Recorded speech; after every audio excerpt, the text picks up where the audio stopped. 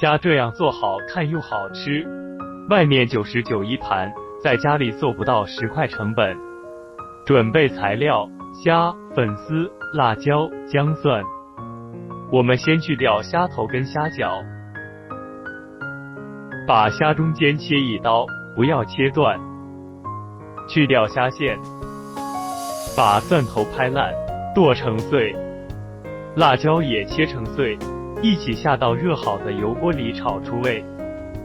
切一个小辣椒放入，加点盐，加点鸡粉，加点蚝油，抿入一些胡椒粉，熬上2分钟。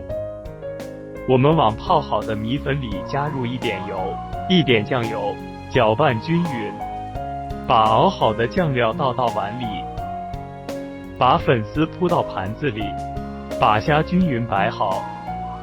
往我们切的口里面加入酱料，放到锅里蒸上10分钟。开锅了，一道色香味俱全的蒜蓉粉丝虾就做好了。